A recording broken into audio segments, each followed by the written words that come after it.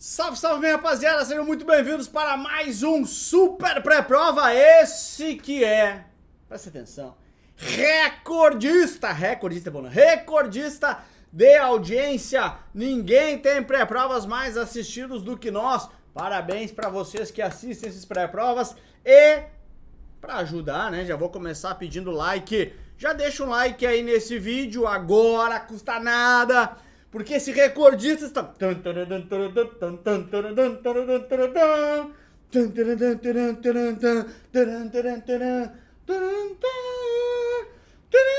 Mais um recordista de audiência está por aqui. É muito bacana porque não existiam pré-provas, eu criei as pré-provas. Outras escolas fazem hoje, que bacana, que legal. Já são 51 pré-provas de CPA 10, CPA 20, quase 100 pré-provas de ceia, estamos juntos. Lembrando, se você tiver qualquer dúvida, chame o estagiário nesse WhatsApp aqui, ele é bem legal, vai conversar com você. Tem também aulas nossas em áudio no Spotify, no Deezer e tantas outras plataformas de áudio, beleza? Tem este canal que você está vendo nesse momento, o recordista de views de pré-provas. E tem também o meu Instagram, @professor Lucas Silva, me siga lá para mais dicas de certificações e finanças.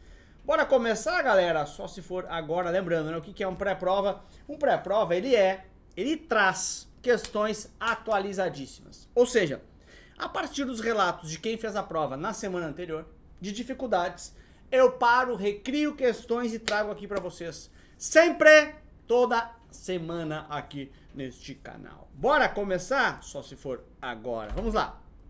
Deixa eu trazer mais para perto aqui o teclado, né? Não ficar tão longe de mim. Vamos lá. O estagiário realizou uma aplicação em ações da empresa Shark Energy no valor de R$100 mil. Após alguns meses, as ações valorizaram bastante e chegaram a R$119 mil. Ele então decide vender as ações, tendo um lucro de 19 mil. Qual será a alíquota de imposto de renda nesse caso? Bom, vamos lá, tá? Primeira coisa importante é que é uma pessoa física, beleza, né? É o estagiário, né? Então é uma pessoa física.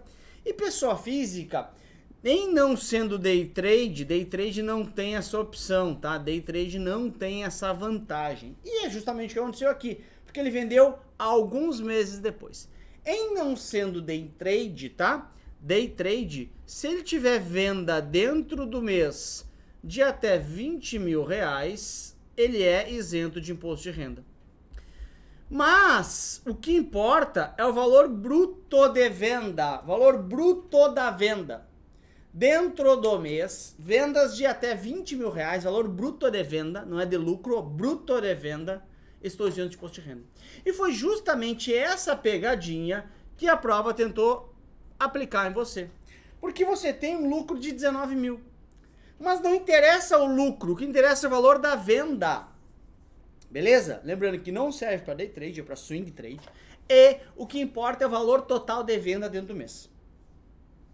Dentro de janeiro inteiro, de fevereiro inteiro, de março inteiro, cada um desses meses eu posso vender até R$20 mil por mês. Essa é a ideia, tá bom? Mas o que aconteceu aqui é que ele comprou por 100 e vendeu por 119. Então a venda é acima de 20. Então ele vai pagar imposto de renda. Imposto de renda de quanto, Lucas? De 15%. Seria 20% se fosse day trade, lembrando que day trade em hipótese alguma tem isenção, ok? 15% para swing trade, comprar e vender em dias diferentes, e 20% comprar e vender no mesmo dia, beleza? 22,5% é para renda fixa e não seria isento, por quê? Ele só seria isento se ele tivesse vendido venda bruta abaixo de R$20 mil, tá bom? Letra número 1, A de amor para você. Questãozinha semana passada, tá? Vem comigo, vamos lá. Número 2. O estagiário está conversando com alguns amigos. Ele afirma que o valor presente de um fluxo de caixa esperado de um investimento será maior quanto, for a taxa de fluxo, for a taxa de desconto desse fluxo. Então vamos lá, vamos entender como é que funciona um fluxo de caixa, tá? Pegar uma folha em branco aqui pra gente conversar, tudo bem? Eu tenho no fluxo de caixa um valor esperado futuro, tá? Então lá na frente eu tenho um valor futuro, tá? Um valor de resgate, valor futuro, tá? Vamos supor que desse fluxo de caixa seja um valor de R$1.000. Eu coloco aqui hoje nesse dinheiro um valor presente, o valor de hoje. Beleza? Maravilha, legal.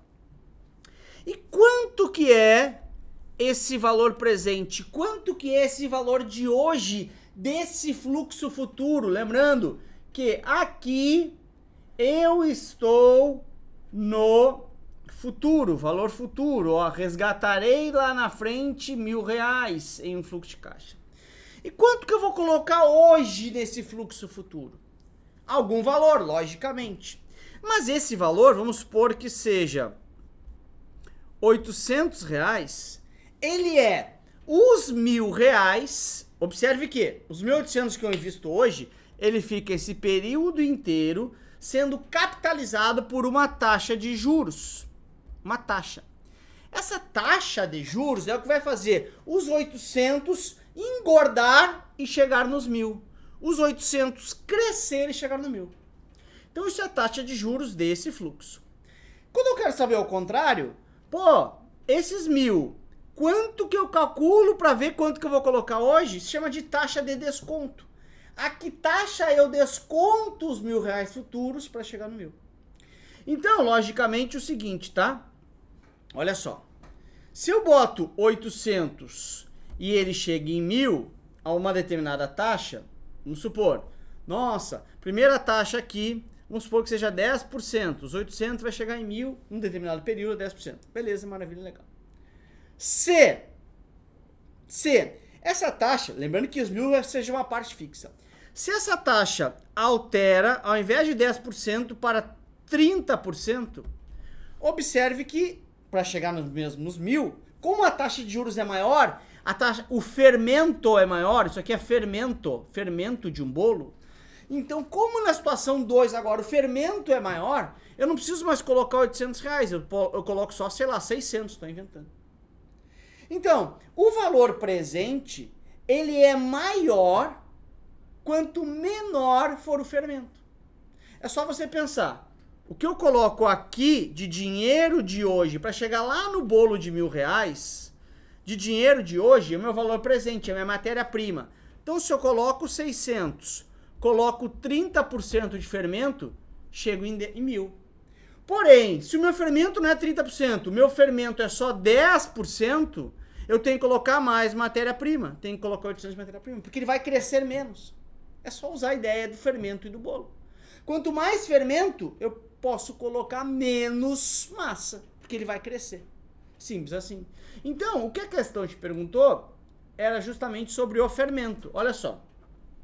Ele afirma que o valor presente de um fluxo, ou seja, o quanto eu tenho que colocar de massa para chegar em um bolo, que é os R$1.000, ok?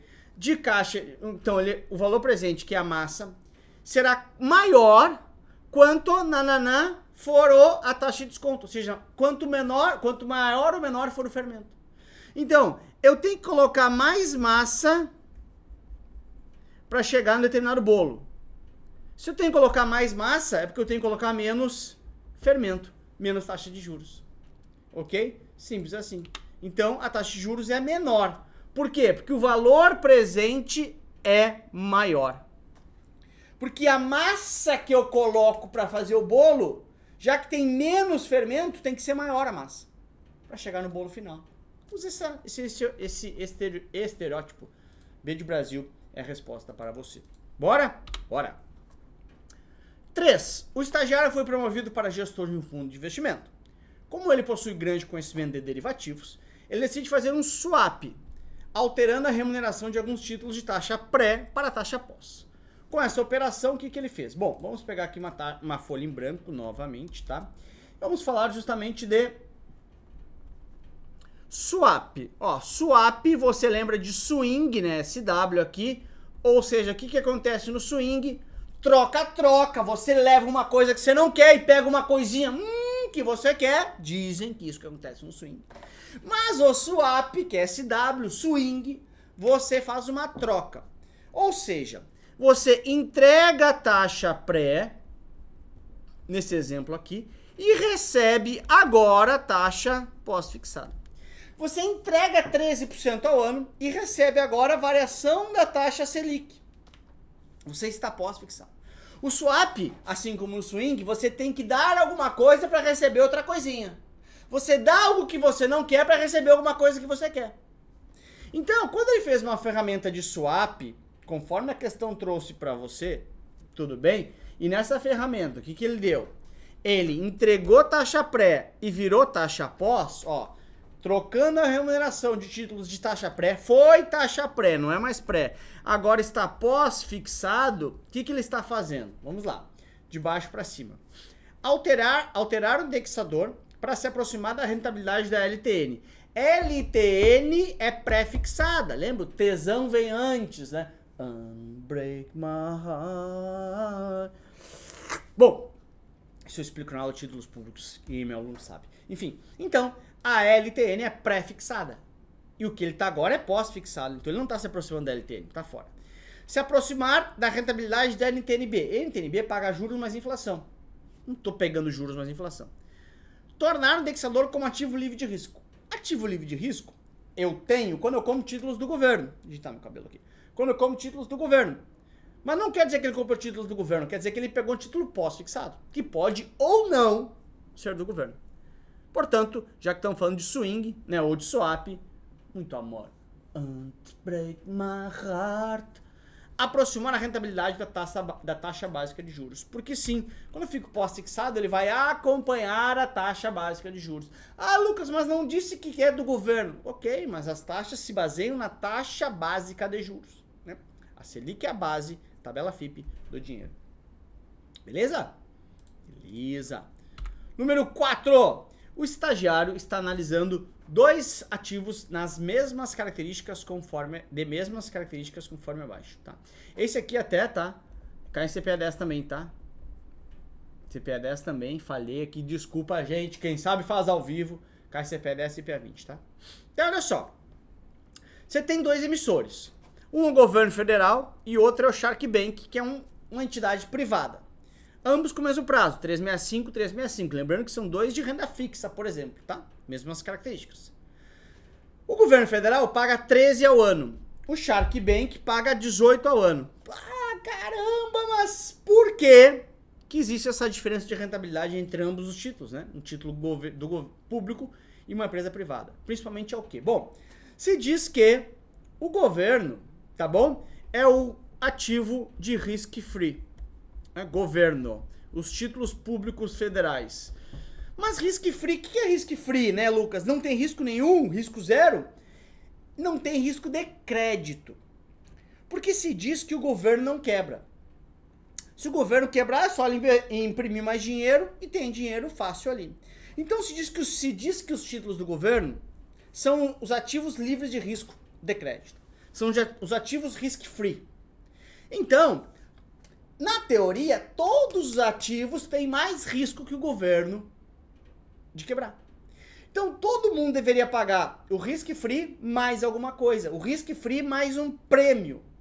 Então, quando o Shark Bank, que é uma entidade privada, portanto, tem mais chance de quebrar do que o governo federal, quando ele paga 18%, o que é esses 18%? Na verdade, é 13% do risk-free, que ele está pagando o que o governo paga, mais 5% de prêmio de risco. Prêmio por correr o risco de alguém que é mais arriscado que o governo. Porque toda entidade privada tem mais chance de quebrar. Então, por que ele paga mais? Por que ele paga esse prêmio de risco? Porque ele tem mais chances de quebrar que o governo. Mais chances de dar calote que o governo. Mais chances, mais risco de crédito. Portanto, né? Calote, que é calote, crédito, risco de crédito. Então, na literatura, pelo menos, na vida real às vezes muda um pouquinho, tá? Mas na literatura, pelo menos, todo o ativo privado, todo o ativo de emissor privado tem que pagar risk-free mais alguma coisa. Tem que pagar a taxa do governo mais alguma coisa. E essa alguma coisa se chama de prêmio por risco. Prêmio de risco. Tá bom? D de dado. E agora chegou a hora de apagar as velhinhas e vamos dar deixe o seu like nesse vídeo, porque nós somos recordistas de audiência, ninguém faz pré-prova que mais pessoas assistem do que nós. Deixe seu like, Se você está no computador, é só deixar um joinha. Se está no celular, basta você fechar o chat e jogar o like. Não custa nada, tá bom? Também, moçada, se inscreva aí nesse canal, pô. Custa nada, se inscreve aí. Fico trifeliz, louco barbaridade de feliz cada vez que uma pessoa se inscreve no canal a partir dos meus vídeos, tá? Se inscreva aí, pô. Vamos lá, bora pra cima. E também não posso deixar de te dizer que estão abertas as inscrições, abriram ontem, do MBA mais completo e vivo desse país, o MBA em Banking e Investment Advisor, um MBA 100% vivo, um MBA onde você faz Zoom com sócio de banco, faz Zoom com gerente private, faz Zoom com consultor de investimento, você está frente a frente com os professores, não é professor teórico, é professor de mercado. Então, aqui embaixo na descrição tem o link para você fazer parte do MBA, tudo bem? São vagas limitadas, eu sou professor desse MBA inclusive, um MBA feito por mim, para o mercado. Um MBA vivo, acessível, não um MBA de 20 mil reais, um MBA acessível para você transformar a sua carreira, um MBA que te ajuda a bater suas metas, um MBA que te ajuda no dia a dia. Clique aqui embaixo e se surpreenda. Clica aqui, você vai falar, você vai pro site, qualquer coisa me chama, tem uma condição especial para você, me chama, tá bom? Bora? Bora! 5. O estagiário está conversando com alguns amigos e faz algumas afirmações sobre análise técnica e fundamentalista. Análise técnica é a grafista, né? Só olha gráfico e fala assim, o preço explica tudo. Análise fundamentalista lê jornal, lê notícias, vê demonstrações contábeis, vê DRE, etc. Ou seja, vê o todo da empresa. Vamos lá. 1. Na análise fundamentalista, lê os fundamentos. Se utilizam as demonstrações financeiras e projeções de resultados da empresa. Ele vê, por exemplo, caramba, e agora? Hamas invadiu Israel, isso pode afetar, será? O mercado pode não resultar numa grande guerra. O cara fundamentalista vê tudo isso. O quanto isso afeta a minha empresa, que eu estou comprando ou não. O técnico não, o técnico fala assim, o preço, os 20 reais lá da ação, ele é autoexplicativo, explica tudo. Na análise fundamentalista se utiliza os gráficos das ações das empresas. Não, isso é na análise técnica, na análise grafista. Tá fora. Na análise técnica utiliza sempre dados de balanço e demonstrações contábeis. Não, isso é a fundamentalista e não a grafista, a técnica, como queiram, tá? Ou seja, apenas A1, letra D de dado a resposta para você. Fundamentalista utiliza fundamentos, análise técnica utiliza gráficos, tá bom? Bora? Bora! Número 6, questão também novinha, todas da semana passada. E olha só, o estagiário foi nomeado como presidente do Banco Central. Parabéns, querido estagiário. Esse tipo de nomeação, presidente e seus diretores do Banco Central, né? Isso está na lei 179 de 21, né? Eu sempre que estava nas aulas eu olhava nos professores, quando os professores falavam o número de lei. Nossa, que inteligente, né? E eu falo o número de lei só para parecer inteligente também. Pois bem, nessa lei, ele fala justamente da nomeação e indicação de presidente e diretores do Banco Central. O que acontece, então, tá? O presidente da República é quem indica o nome. O meu fulaninho será o presidente. Indiquei. Esse nome passa por uma, como chama o nome daquilo, cara? Sabatina, obrigado. Sabatina. Uma prova, passa lá, responde para todos no Senado, para os nossos senadores, que são os nossos representantes. Passou a sabatina no Senado, beleza, aprovado pelo Senado, o presidente da República, então, os nomeia. Os nomeia, como queiram, tá? Então, quem indica e nomeia é o presidente da República e quem aprova é o Senado Federal, tá bom? Portanto, letra A de amor. Beleza? Então, quem indica? Presidente. Aí passa pela aprovação do Senado, o Senado aprova, o presidente novamente nomeia esse cara que ele indicou. Logicamente ele vai nomear, né? Porque foi ele que indicou, passou na prova, né? Na entrevista, então está pronto para ser nomeado, tá bom? Ah, Lucas, mas não mudou. Não, continua assim, só que hoje o Banco Central tem independência. E o mandato do presidente do Banco Central não coincide com o mandato do presidente da República. Então, por exemplo, o atual presidente, que é o Lula, vai, no meio do seu mandato, com 2 anos, nomear o novo presidente do Banco Central. É sempre quebrado, tá bom? Nomear não, indicar, o Senado aprova e ele nomeia posteriormente, tá bom? Número 7. O estagiário possui um investimento que paga juros de 20% ao bimestre. Ele gostaria de saber qual a taxa de juros que será paga em um quadrimestre. Então, ele tem 20%, ok, para 2 meses. E ele quer saber quanto que isso aqui vai render em 4 meses. Né? Isso é juros equivalentes, isso é taxa equivalente, isso são juros compostos, tudo bem? Como é que eu faço para descobrir juros compostos? Bem simples, né? 1 mais a taxa elevado no prazo que eu quero sobre o prazo que eu tenho. Tudo bem? Então, por exemplo, 1 mais 0,20, né? 0,20, né? 20% é 0,20, beleza? 1,20 elevado no prazo que eu quero. Qual prazo que eu quero? Eu quero para 2 bimestres. 2 bimestres. E tenho para 1 bimestre. Ou seja, elevado na 2, ok? Aí eu tenho que fazer o quê? Fazer menos 1 e fazer depois vezes 100. Como assim, Lucas? Deixa eu pegar uma folha em branco e explicar melhor isso aqui, tá? Vamos lá. Eu tenho 20% para 2 meses, ok? Eu quero saber quanto que isso aqui dá para 4 meses. Ok? Eu tenho para 1 bimestre, quero para 2 bimestres, né? 4 meses são 2 bimestres. Como que eu faço isso? 1,20, que é 1 mais a taxa, tá bom? 20% é igual a 0,20, é a mesma coisa, tudo bem? Então, 1,20, beleza? Elevado ao quadrado, por quê? Porque eu quero para 2 bimestres, eu tenho para 1 bimestre, eu quero para 2. Ops, viajei aqui. Menos 1. Por que menos 1, Lucas? Porque eu adicionei esse 1 aqui de forma artificial. Ok? E eu tenho que fazer depois tudo isso vezes 100. Por quê? Olha só. Lembra que eu falei? O que é 20%? 20%, 20 dividido por 100. 0,20. Isso aqui é a mesma coisa que isso aqui. Um é na forma percentual, outro na forma unitária. Então, como eu peguei e utilizei ele na forma unitária, dividi por 100, agora eu multiplico por 100 para chegar no 20%. Tá bom? Então, questãozinha bem teórica, bem chatinha, na verdade, né? Então, na prática é o seguinte, ó. 1,20 ao quadrado, né? Ó, 1,20 ao quadrado, por quê? 1 mais a taxa de 20%. Ao quadrado, por quê? Porque eu quero para 2 bimestres. Menos 1, que eu adicionei artificialmente. Tudo isso vezes 100 para chegar de novo em percentual. Tudo bem? Formulazinha da prova.